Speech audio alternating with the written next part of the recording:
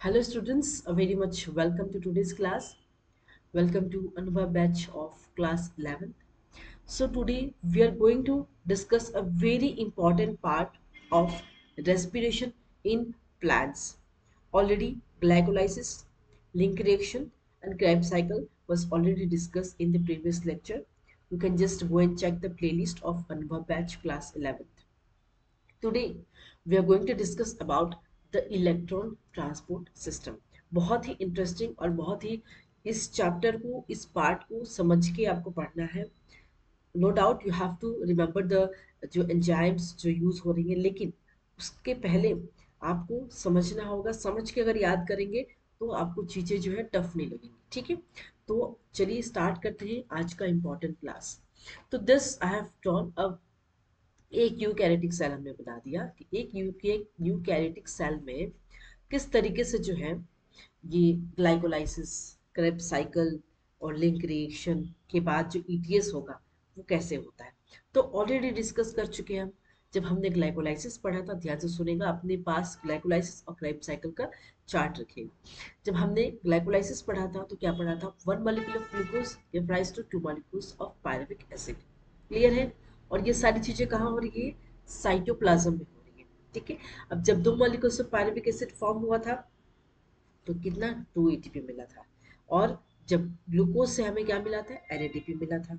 ठीक है, और जो 2 molecules ऑफ पायरुविक एसिड जो फॉर्म हुआ था ग्लाइकोलाइसिस में, ग्लाइकोलाइसिस के थ्रू अब वो 2 molecules ऑफ पायरुविक एसिड पहले कहाँ जाएंगे, माइटोकॉन्ड्रिया की इनर मेम्ब्रेन में. तो 2 molecules ऑफ पायरुविक एसिड आ गए. ठीक है, अब यहाँ पे क्या होने वाला है, पहले तो लिंक रिएक्शन होगा. तो 2 pyruvic acid give rise to 2 molecules of acetyl coenzyme. अब लिंक रिएक्शन में हमें क्या मिला था, एक मॉलिक्यूल ऑफ NADH मिला था. और जब लिंक रिएक्शन होने के बाद ये 2 molecule of acetyl enzyme, acetyl coenzyme A क्या बिहेव किया था, it acts the substrate for Krebs cycle. अब ये क्या हुआ, सो अब यहाँ पे जो 2 acetyl coenzyme है ये क्रेब्स साइकिल में पहुंचा और हमें क्या मिल रहा है, 2 molecules of NADH and FADH2. This was the end result of the Krebs cycle. And हमें 2 molecules ऑफ एटीपी मिल रहा है. और ये सारी चीजें कहाँ हो रही है, माइटोकॉन्ड्रियल मैट्रिक्स में. Very much clear. ग्लाइकोलाइसिस हुआ साइटोप्लाज्म में, क्रेब्स साइकिल क्या हुआ, मैट्रिक्स ऑफ द माइटोकॉन्ड्रिया. जो हमने बनाया ये जो NADH है, ये जो NADH फॉर्म हुआ ग्लाइकोलाइसिस से, ठीक है, तो ये कहाँ पहुंच रहा है, ये इलेक्ट्रॉन ट्रांसपोर्ट सिस्टम. अब ये जो NADH फॉर्म हुआ और FADH, ये दोनों चीजें जो हमें ग्लाइकोलाइसिस और क्रेब्स साइकिल में पढ़ने को मिला था, ये सारी चीजें अब कहाँ जा रही हैं, इलेक्ट्रॉन ट्रांसपोर्ट सिस्टम में. क्यों जा रही है, इनका पर्पस क्या है, एटीपी बनाना. ठीक है, क्योंकि हमने यहाँ पे जो डायरेक्टली आपको दिख रहा है, जब ग्लाइकोलाइसिस हुई, ध्यान से सुनेगा, जब ग्लाइकोलाइसिस हुई तो आपको 2 molecules ऑफ एटीपी मिला. जब क्रेब साइकिल हुआ वहां भी आपको 2 molecules ऑफ एटीपी मिला. लेकिन आप देख सकते हैं कि जो NADH और FADH2 फॉर्म हो वहां भी कुछ एनर्जी जनरेट हो रही है. अब वो एनर्जी एटीपी के फॉर्म में कन्वर्ट करना वो इलेक्ट्रॉन ट्रांसपोर्ट सिस्टम का काम है. अब ये जो NADH फॉर्म हुआ ग्लाइकोलाइसिस में, ये जो NADH FADH2 फॉर्म हुआ क्रेब साइकिल में, ये सारे कहाँ जा रहे हैं, इलेक्ट्रॉन ट्रांसपोर्ट सिस्टम के थ्रू. ये कहाँ जा रहे हैं, इनर माइटोकॉन्ड्रियल मेम्ब्रेन में ये सारी चीजें हो रही है, इलेक्ट्रॉन ट्रांसपोर्ट सिस्टम. ठीक है, ये क्या है, आउटर मेम्ब्रेन है माइटोकॉन्ड्रिया का, ये इनर मेम्ब्रेन स्पेस है, और ये इनर ब्लू वाला क्या है, इनर मेम्ब्रेन है. और इन दोनों के बीच के स्पेस को क्या कहते हैं, इंटर मेम्ब्रेन स्पेस. ठीक है, तो ये आपको याद रखना है कि ये सारी चीजें ऑलरेडी डिस्कस हो चुकी है प्रीवियस क्लास में. हम आज के क्लास में पढ़ेंगे कि ये जो NADH और ये जो FADH2 फॉर्म हुआ through the glycolysis and the Krebs cycle, अब ये कहाँ पहुंच रहे, इलेक्ट्रॉन ट्रांसपोर्ट सिस्टम में टू जनरेट एटीपी. एटीपी कैसे बनती है, कैसे इलेक्ट्रॉन्स लेके जा रहे हैं, कैसे एनर्जी जनरेट हो रही है, वो आज के क्लास में पढ़ेंगे. यहाँ तक क्लियर है, बेसिक्स क्लियर हो जाएगा तो बहुत इजी है, बहुत इंटरेस्टिंग. चलिए आगे बढ़ते हैं. तो इलेक्ट्रॉन ट्रांसपोर्ट सिस्टम क्या होता है, अच्छा इलेक्ट्रॉन ट्रांसपोर्ट सिस्टम या इलेक्ट्रॉन ट्रांसपोर्ट चेन कह सकते हैं. जैसे कि मैंने कहा जो NADH और FADH2 जब हमने ग्लाइकोलाइसिस और क्रेब्स साइकिल पढ़ा था, अब वही NADH और FADH2 क्या करेंगी, ऑक्सीडेशन, ऑक्सीडेशन हो रहा है यहाँ पे. ऑक्सीडाइज, जब ऑक्सीडेशन हो रही है दैट मीन्स इलेक्ट्रॉन रिलीज हो रहा है. जब इलेक्ट्रॉन रिलीज हो रहा है, that electron what it will do is, वो फ्लो कर रही है वही इलेक्ट्रॉन. ध्यान से सुनिएगा, NADH FADH2 ये ऑक्सीडेशन हो रहा है, जब ऑक्सीडाइज हो रही है तब इलेक्ट्रॉन रिलीज करेगी। अब वही इलेक्ट्रॉन जो है चेन बन गया इलेक्ट्रॉन का, अब वो फ्लो हो रही है थ्रू द इलेक्ट्रॉन कैरियर्स। और ये कैसे अरेंज हो रही है? In increasing redox potential.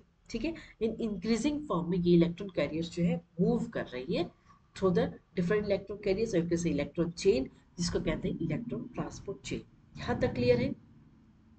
धीरे धीरे हम कॉम्प्लेक्स पार्ट में पहुंचेंगे वेरी वेरी इजी वे में। सबसे पहले अगर हम बात करें इलेक्ट्रॉन कैरियर्स, अब जैसे कि मैंने कहा जब NADH और FADH2 जब इलेक्ट्रॉन कैरियर्स के थ्रू, इलेक्ट्रॉन ट्रांसपोर्ट सिस्टम या चेन के थ्रू पहुंच रहे तो कैरियर उनको पहुंचाने वाला कोई तो होगा, कोई तो लेके जाएगा। तो इलेक्ट्रॉन कैरियर्स का काम कौन कर रहे हैं? FMN, flavin, flavin mono nucleotide, okay, flavin mononucleotide, FeS iron sulphur complex, cytochromes. Cytochrome इस वे में अरेंज होंगे, पहला cytochrome B, then cytochrome C1, then C, cytochrome A, cytochrome A3। ये सारी वे में जो है इलेक्ट्रॉन कैरियर्स जो है पहुंचेंगे और ये इलेक्ट्रॉन कैरियर्स जनरेट करेंगे एनर्जी। ठीक है, नेक्स्ट यूको। यूक्यू मीन्स यूबिक्विनोन या COQ means coenzyme of Q. तो दैट मीन्स ये सारी जो इलेक्ट्रॉन कैरियर से कहाँ प्रेजेंट है? इनर मैम्ब्रेन, जो हमने अभी डायग्राम बनाया था, ये जो इनर मैम्ब्रेन है यहाँ पे सारे इलेक्ट्रॉन कैरियर्स प्रेजेंट होते हैं। ठीक है, जिसको हम कहते हैं क्रिस्टी। अब हम बात करेंगे कम्प्लेक्सेस।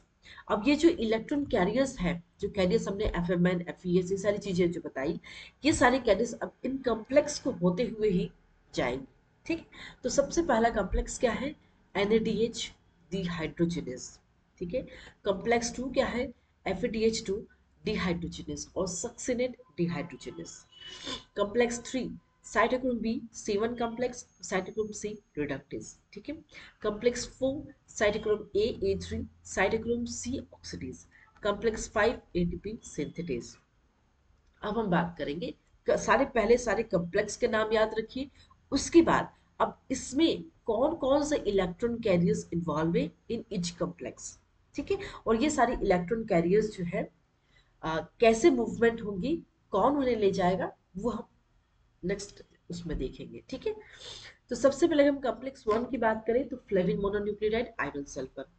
कॉम्प्लेक्स 2 की बात करें तो FeS। कॉम्प्लेक्स 3 की बात करें तो साइटोक्रोम बी C1 FeS।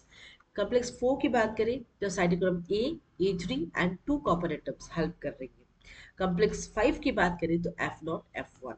अब सबसे इंपॉर्टेंट बात अगर आप देखें, UQ और साइटोक्रोम सी, क्या इसके बारे में, इन सारी चीजों में क्या मेंशन है? आप देख सकते हैं यूक्यू एंड साइटोक्रोम सी, क्या इन सारे कॉम्प्लेक्सेस में इलेक्ट्रॉन कैरियर्स में आपको यूक्यू और साइटोक्रोम सी का नाम दिख रहा है?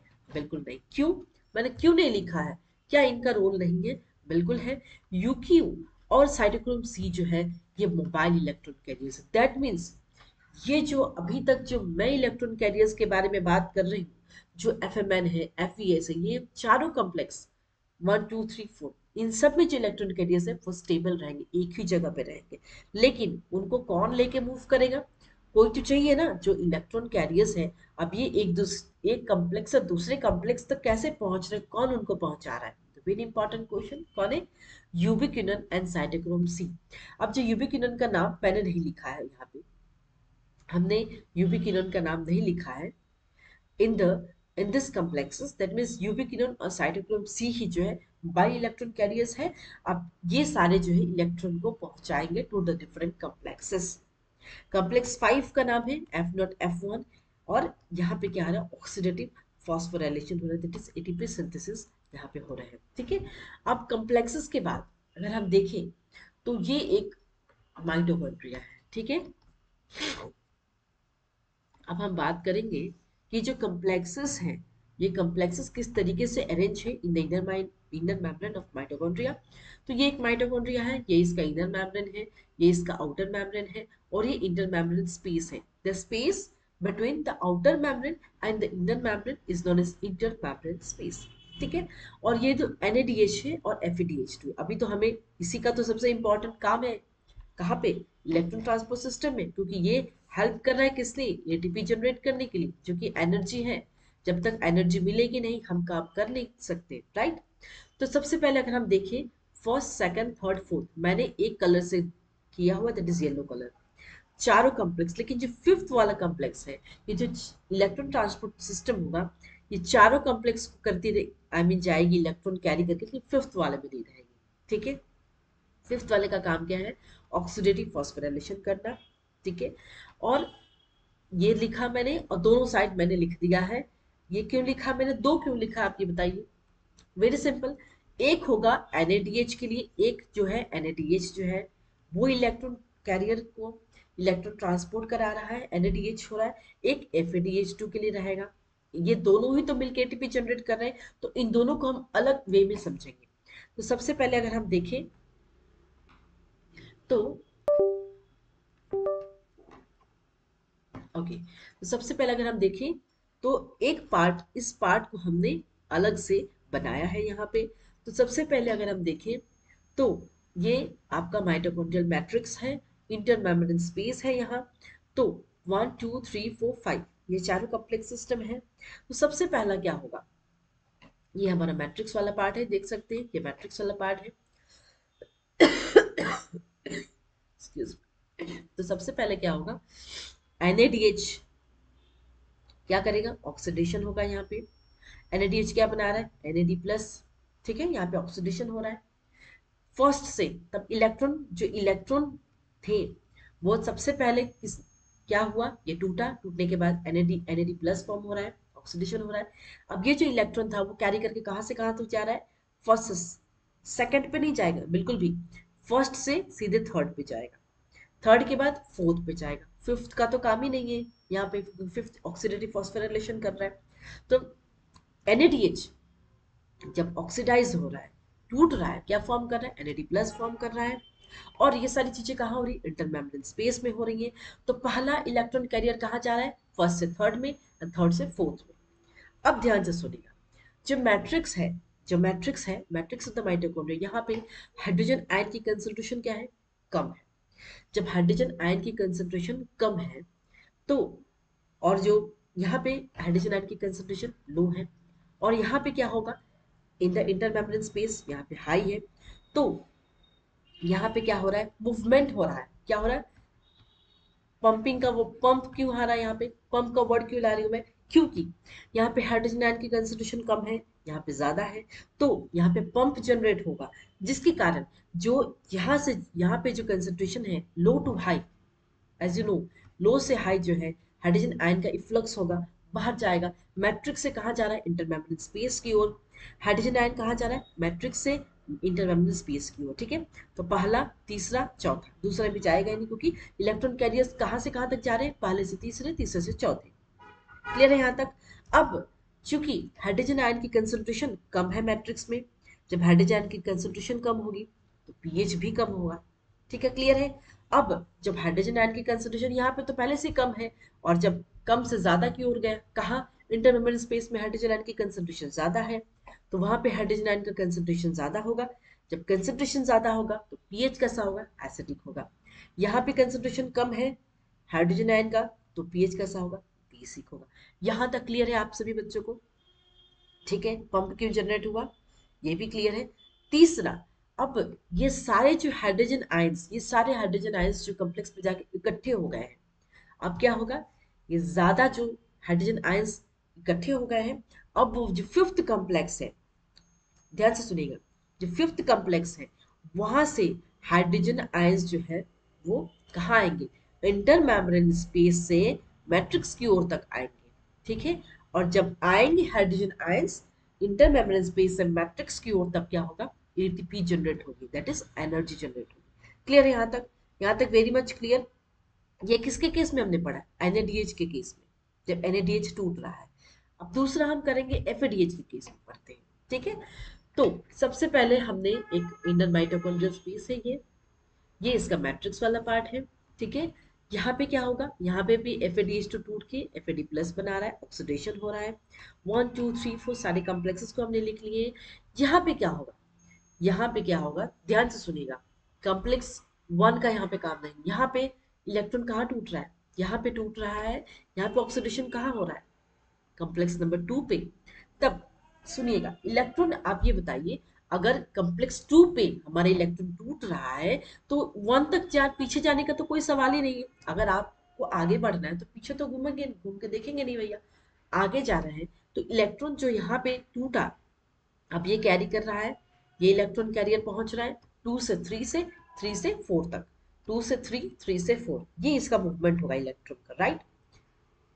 ये आउटर मेम्ब्रेन है, इंटर मेम्ब्रेन स्पेस है, inter membrane, inner membrane of mitochondria है। ठीक है। अब जब मैट्रिक्स में, जैसे कि मैंने कहा, हाइड्रोजन आयन की कंसंट्रेशन जब कम होगी तो बेसिक पीएच होगा, और इंटर मेम्ब्रेन स्पेस में हाइड्रोजन आयन की कंसंट्रेशन ज्यादा होगी तो एसिडिक पीएच हो गया।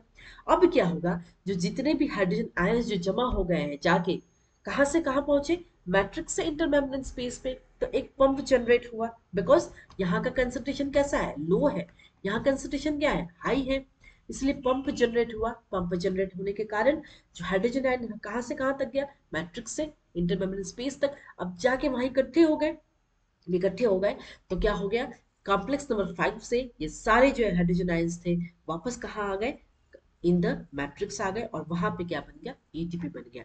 तो हमने क्या क्या पढ़ा कि जब हमने इसको पंप पढ़ा, यहाँ पे प्रोटॉन ग्रेडियंट आपने पढ़ा, पीएच ग्रेडियंट भी पढ़ा, पीएच कैसा होता है, बेसिक और एसिडिक, और इलेक्ट्रोकेमिकल ग्रेडियंट, जैसा कि मैंने कहा, इलेक्ट्रोकेमिकल ग्रेडियंट जब आपका हाइड्रोजन आयन की कंसंट्रेशन यहाँ पे ज्यादा है इंटरमेम्ब्रेन स्पेस में तो प्लस है, और यहाँ पे हाइड्रोजन आयन की कंसंट्रेशन कम है दैट मींस माइनस, जिसको कहते हैं आप इलेक्ट्रोकेमिकल ग्रेडियंट। और ये तीनों force, proton gradient, pH gradient and electrochemical gradient, क्या बना रहे हैं, PMF, that is proton motive force. Clear है यहाँ तक, किस तरीके से हमने ये डिस्कस किया, proton gradient, pH gradient and electrochemical gradient. अब हम बात करेंगे, कंफ्यूज नहीं होना है बिल्कुल भी, ठीक है, इस डायग्राम को देख के। सबसे पहले हमने बनाया है complex 1, complex 2, complex 3, complex 4, complex, पांचों कॉम्प्लेक्स को बनाएंगे। हमने कॉम्प्लेक्स 2 को नीचे रखा है क्योंकि जो कॉम्प्लेक्स 2 है वो थोड़ा उसका पार्ट मैट्रिक्स में और थोड़ा सा इंटरमेम्ब्रेन स्पेस में, तो ये वाला पार्ट क्या है, मैट्रिक्स में है, और ये वाला पार्ट क्या है, इंटरमेम्ब्रेन स्पेस। यहां तक क्लियर है। सबसे पहले हम कॉम्प्लेक्स 1 की बात करें तो जैसा कि हमने पढ़ा था कि इलेक्ट्रॉन कैसे कैरियर होगा, एफएमएन, एफईएस। तो कॉम्प्लेक्स 1 में हमने क्या पढ़ा था, NADH2 टूटेगा, बनेगा NAD प्लस, ऑक्सीडेशन हुआ। क्लियर है यहाँ तक। उसके बाद क्या होगा, पहले हम NADH के बारे में पढ़ेंगे, उसके बाद FADH2। ठीक है। तो ऑक्सीडेशन होने के बाद इलेक्ट्रॉन कहाँ पहुंचा, पहले एफएमएन के पास पहुंचा, फ्लेविन मोनोन्यूक्लियोटाइड, उसके बाद आयरन सल्फर कॉम्प्लेक्स, उसके बाद ये जो यूबिक्विनोन है ये लेके जाएंगे इलेक्ट्रॉन को मोबाइल एलिमेंट से, यूबिक्विनोन के पास पहुंचा, कॉम्प्लेक्स 2 में नहीं जाएगा ये, जैसे कि मैंने बोला था 1, 3 और 4 में जाएगा NADH2। क्लियर है, इलेक्ट्रॉन कैसे जा रहा है, 1, 3 और 4 कॉम्प्लेक्स में, 2 में बिल्कुल नहीं जा रहा है। ठीक है। तो यहाँ से यूबिक्विनोन तक जाया, उसके बाद cytochrome B, FES and cytochrome C1, उसके बाद साइटोक्रोम सी तक पहुंचा, साइटोक्रोम सी से नेक्स्ट कॉम्प्लेक्स में आया copper CuA, cytochrome A, cytochrome A3, copper B. तो ये इस तरीके से जो है, जो इलेक्ट्रॉन है वो NADH2 के केस में 1, 3 और 4 के कॉम्प्लेक्स तक पहुंच गया। यहां तक क्लियर है। अब हम बात करेंगे कि जो फिफ्थ वाला था, जो सेकंड कॉम्प्लेक्स था, वहां पे FADH2 टूट रहा है, FADH2 टूट के क्या बन रहा है, FAD प्लस बन रहा है, यहाँ पे ऑक्सीडेशन हो रहा है। और कौन सी एंजाइम रिस्पॉन्सिबल है, सक्सिनेट डिहाइड्रोजनेस। क्रेब्स साइकिल निकाल के देखिए, जब हमने क्रेब्स साइकिल बना बोला था वहीं पे सबस्ट्रेट लेवल फॉस्फोराइलेशन हो रहा है, सक्सिनेट डिहाइड्रोजनेस का काम हो रहा है, वहां पे FADH2 रिड्यूस हो रहा है to FAD plus, that is FADH2 टूट रहा है FAD में।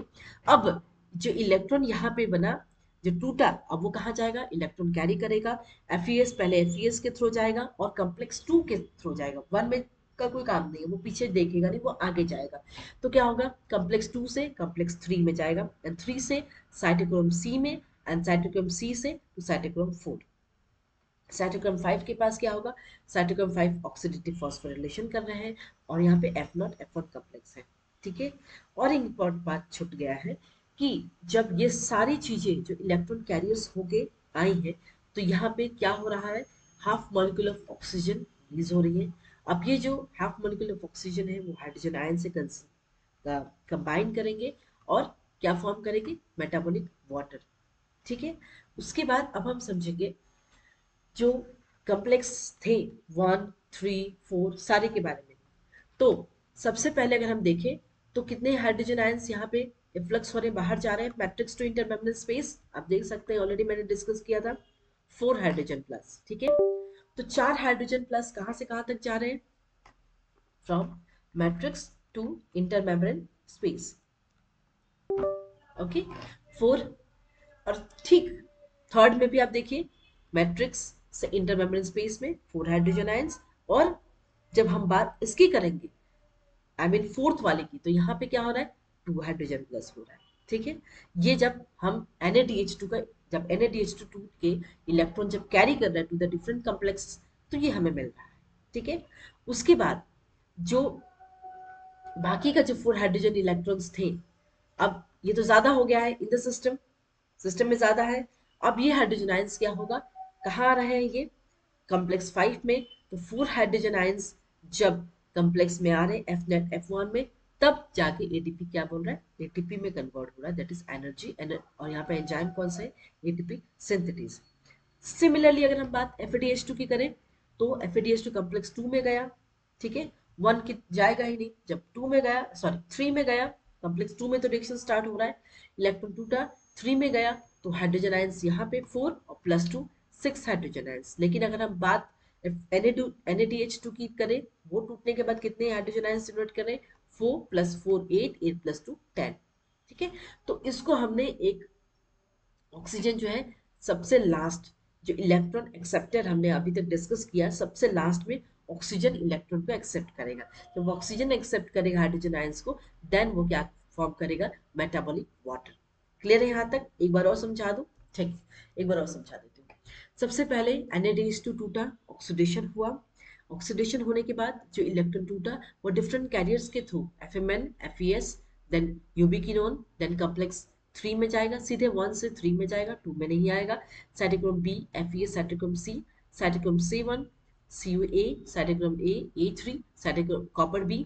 अब ये जो इलेक्ट्रॉन्स ट्रांसपोर्ट हुआ यहाँ तक, अब लास्ट में कौन एक्सेप्ट करेगा, ऑक्सीजन एक्सेप्ट करेगा, and then it forms metabolic water. Similarly अगर हम FAD की बात करें FADH2 इलेक्ट्रॉन टूट रही है, FAD में कन्वर्ट हो रही है। अब ये इलेक्ट्रॉन जो है पहले FES में जाएगा, उसके बाद कॉम्प्लेक्स 3 में जितने भी है cytochrome B, FES, cytochrome C, then cytochrome C1, and then complex 4, and then सबसे लास्ट ऑक्सीजन एक्सेप्ट करेगा, and then it forms water. Hydrogen ions की यूनिट की बात करें तो NAD प्लस जो है मैट्रिक्स से, आई मीन यहाँ से matrix to intermembrane space 4 hydrogen plus, क्योंकि जैसे कि मैंने कहा यहाँ पे हाइड्रोजन आयन के कंसंट्रेशन कम है। ठीक है, तो पंप जनरेट हुआ, तो यहाँ से यहाँ तक इंटरमेम्ब्रेन स्पेस में गया, फर्स्ट कॉम्प्लेक्स में, थर्ड में और फोर्थ में। ठीक है, फोर्थ में 2 हाइड्रोजन आयन, जैसा कि आप देख सकते हैं 2 4 4 2। ठीक है, और FADH2 की बात करें तो वो कॉम्प्लेक्स 1 की तो तरफ जाएगा नहीं, तो 3 की बात करेंगे तो 4 और 2, ये दोनों FADH2 के लिए। और उसके बाद जो हाइड्रोजन आयंस ज्यादा हो गए, अब ये 4 हाइड्रोजन आयंस जब फिफ्थ वाले कॉम्प्लेक्स में आएंगे, तब F0 F1 कॉम्प्लेक्स के थ्रू आने के बाद ADP when combines with inorganic phosphate, it gives energy, that is nothing but the ATP with the help of enzyme ATP synthesis। यहाँ तक क्लियर है। चलिए अब हम बात करेंगे 1 NADH कितने हाइड्रोजन आयंस पंप किए, 4 + 4 + 2, दैट मीन्स 8 + 2 कितना हुआ, 10 हाइड्रोजन आयंस पंप्ड हो रहे हैं, कहाँ से कहाँ तक, मैट्रिक्स टू इंटरमेम्ब्रेन स्पेस। अगर FADH की बात करें तो कितने हाइड्रोजन पंप हो रहे हैं, 6। आप देख सकते हैं ये तो काउंट होगा नहीं FADH2 के केस में, क्या क्या काउंट होगा, 4 + 2 दैट इज 6, कहाँ से कहाँ तक, matrix to intermembrane space. That means 4 hydrogen ions कितने जनरेट कर रहे हैं, 1 ATP जनरेट कर रहे हैं, 4 हाइड्रोजन आयंस 1 ATP जनरेट कर रहे हैं, 2 हाइड्रोजन आयंस 0.5 ATP जनरेट कर रहे हैं, तो कितना हुआ, 2.5 ATP। FADH के केस में अगर करें तो 4 हाइड्रोजन आयंस कितने, 1 ATP जनरेट कर रहे हैं, 2 hydrogen ions 0.5 that is 1.5 ATP। That means आपको याद रखना है कि जब 4 हाइड्रोजन आयंस जब इंटरमेम्ब्रेन स्पेस से मैट्रिक्स की ओर जा रहे हैं F0 F1 कॉम्प्लेक्स के थ्रू, तब कितने ATP जनरेट कर रहे हैं, 1 ATP जनरेट कर रहे हैं। ठीक है, अब बात ये आ गई इसमें थोड़ा सा एक कंफ्यूजन ये है कि एनसीईआरटी बुक में दिया हुआ है कि जो हमने ये 4 हाइड्रोजन आयंस यहाँ पे बताया है कि इंटरमेम्ब्रेन स्पेस, सॉरी, मैट्रिक्स से इंटरमेम्ब्रेन स्पेस की ओर 4 हाइड्रोजन आयन पंप हो रहा है। उन्होंने क्या बताया एनसीईआरटी में? 2 हाइड्रोजन आयंस। आप देखिए इस डायग्राम में उन्होंने, जब न्यू एनसीईआरटी बुक है उसमें लिखा उन्होंने सही है, पर डायग्राम में थोड़ा सा कंफ्यूजन उनका है। क्या कंफ्यूजन है कि जब हमने जो डिस्कस किया था उसमें हमने डिस्कस किया था कि 4 हाइड्रोजन आयन पंप हो रहे हैं from the matrix to intermembrane space, लेकिन उनका क्या था? देखिए कॉम्प्लेक्स 1 है, कॉम्प्लेक्स 2, 3, 4, 5, 4। तो दिख रहा है आपको 2 हाइड्रोजन आयंस ही यहाँ पे पंप हो रहे हैं from the matrix to intermembrane space. That means F naught जो है एम्बेडेड इनसाइड द मेम्ब्रेन, आप देख सकते हैं एफ नोट जो है मेम्ब्रेन के इनसाइड है, ये इंटरमेम्ब्रेन स्पेस है, इंटरमाइटोकॉन्ड्रियल मेम्ब्रेन है, ये मैट्रिक्स है। और दैट मीन्स एफ नोट ये क्या फॉर्म करे? Transmembrane channel for diffusion of hydrogen from intermembrane space to matrix. F one क्या कर रहे हैं? हेड है, वो मेम्ब्रेन के बाहर है। अगर हम जो डायग्राम हमने 4 हाइड्रोजन आयंस के लिए बनाया है, सिमिलर केस जो एनसीईआरटी बुक में दिया हुआ है उसको डिस्कस करते हुए अगर हम देखें, पुराने एनसीईआरटी बुक में दिया हुआ है कि 1 2 3 पांचों कॉम्प्लेक्स हमने बना लिया, ये इंटरमेम्ब्रेन स्पेस है। तो यहाँ पे NADH2 टूट रहा है, NAD प्लस में इलेक्ट्रॉन कैरी कर रहा है। ये सारी चीजें हमने नहीं लिखी बिकॉज ऑलरेडी यहाँ पे डिस्कस किया हुआ है, तो इसलिए मैं सारी चीजें नहीं लिख रही हूँ, बेसिक वे में डिस्कस कर रही हूँ। यूबिक्विनोन इलेक्ट्रॉन कैरियर्स को 3 कॉम्प्लेक्स 3 तक पहुंचाए, 4 तक पहुंचाए, ठीक है। और यहाँ पे जो पंप इलेक्ट हाइड्रोजन आयंस जो पंप हो रहे हैं from the matrix to intermembrane space, कितना हो रहा है? 2 हाइड्रोजन आयंस। 3 में 2 हाइड्रोजन आयंस, 4 में 2 हाइड्रोजन प्लस। और अगर हम बात FeDH2 की करें तो FeDH2 टूट के क्या बना रहा है? Fe2 प्लस, ठीक है। और ये कॉम्प्लेक्स 2 से 3 में गए, 3 से 4 में गए, तो कितना हुआ? 2 प्लस 2 कितना हुआ? 4 hydrogen plus 4 hydrogen ions pump हो रहे from the matrix to the intermembrane space. और अगर हम FeDH2 NaDH2 की बात करें, 2 + 2 + 2 दैट इज 6। और जो जो 2 हाइड्रोजन आयंस थे जो ज्यादा हो गए थे इन द इंटरमेम्ब्रेन स्पेस, अब वो कहाँ आएंगे? टू द मैट्रिक्स में आएंगे 2 hydrogen ions and then they will generate ATP। ATP की तो जरूरत है, हमने देखे पहले NADH2 हमने तोड़ा, NADH2 FAD2 FADH2 जो हमने इन ग्लाइकोलाइसिस और क्रेब्स साइकिल में जो पढ़ा था उसको हमने तोड़ा। ध्यान से सुनेगा, वो टूटा, पहले वो बना, बनने के बाद वो टूटा, टूटने के बाद इलेक्ट्रॉन्स जनरेट हुए, ठीक है। टूटेगा, जाहिर सी बात है इलेक्ट्रॉन्स कैरी करेगा to the different complex system and then it will form the energy. आपको समझ में आ रहा है कैसे NADH2 और FADH2 gets convert to the ATP through the different electron transport chain, electron transport system, okay. चलिए अगर हम ओल्ड एनसीईआरटी बुक की करें तो एक NADH में जैसे कि आप देख सकते हैं 2 + 2 + 2 दैट इज कितना हुआ? 6 hydrogen and pumping from matrix to intermembrane space. अगर FADH की बात करें तो सिर्फ 2H+ देख सकते हैं FADH2, ये 2 + 2, ठीक है। FADH2 कितना हुआ? 4, हाँ 4 ना, ठीक है 4, ओके। तो 2 हाइड्रोजन का मतलब हुआ 1 pair of hydrogen, that means जैसे कि आप देख सकते हैं अब ये 2 हाइड्रोजन जो है एक एटीपी को जनरेट करेंगे, तो 2 हाइड्रोजन का मतलब है एक pair of hydrogen ions. That means 6 hydrogen ions from oxidation of NADH कितने एटीपी दे रहे हैं? ये 6 हो गया तो 3 एटीपी हो गया। और 4 हाइड्रोजन आइंस जो है जो FADH के ऑक्सीडेशन से दे रहे हैं, कितने एटीपी दे रहे हैं? 2 एटीपी दे रहे हैं, दैट मीन्स 2 पेयर। तो थोड़ा बहुत जो डिफरेंसेस है न्यू और ओल्ड एनसीईआरटी बुक में, डायग्राम अभी तक सेम ही रखा उन लोगों ने, लेकिन उन्होंने एनसीईआरटी बुक को ओपन करके देखिएगा 4 हाइड्रोजन आयन से उन्होंने लिखा है पंप करने from the matrix to intermembrane space, लेकिन डायग्राम में थोड़ा सा कंफ्यूजन अभी तक क्रिएट किया है एनसीईआरटी बुक में। तो ये दो चीजों में मैंने एक्सप्लेन किया है, जो न्यू चल रहा है, जो नई according to new NCERT book ये 4 हाइड्रोजन आयन पंप हो रहा है from the matrix to the intermembrane space. लेकिन जो ओल्ड एनसीईआरटी बुक हमने पढ़ा वहां पे कितना 2 hydrogen ions will give rise to 1 ATP, लेकिन न्यू एनसीईआरटी के अनुसार 4 hydrogen will give rise to 1 ATP molecule, ठीक है। तो अगर हम हाँ इसके बाद हम बताते हैं, तो ये जो केमी ऑस्मोसिस की थ्योरी है किसने दिया था? Peter Mitchell. Mechanism of ATP formation in mitochondria, ATP formation कहाँ हो रहा है? माइटोकॉन्ड्रिया में, बिकॉज ऑफ पीएमएफ। पीएमएफ मतलब प्रोटॉन मोटिव फोर्स। जैसे कि हमने कहा देखा था हाइड्रोजन आयन की कंसंट्रेशन कम थी इन द मैट्रिक्स, तो एक ग्रेडियंट फॉर्म हुआ था जिसके कारण पंपिंग हुई थी हाइड्रोजन आयंस की from the matrix to the intermembrane space, ठीक है। दैट मीन्स पीएच और H प्लस ग्रेडियंट और नेक्स्ट इलेक्ट्रोकेमिकल ग्रेडियंट मिला के पीएमएफ हो रहे हैं। ठीक है, तो ये एक यूकैरियोटिक सेल है, आप देख सकते हैं ये सारे कॉम्प्लेक्स जो है, ये जो साइटोक्रोम सी के बारे में जो हमने साइटोक्रोम सी यहाँ पे क्यों बनाया है उसके बारे में बताने के लिए मैं आपको इस डायग्राम से क्लियर कर रही हूँ। तो आप देख सकते हैं ये आउटर मेम्ब्रेन ऑफ माइटोकॉन्ड्रिया है, ये इनर मैम ये outer surface of inter membrane है और ये inner surface of inter membrane space है।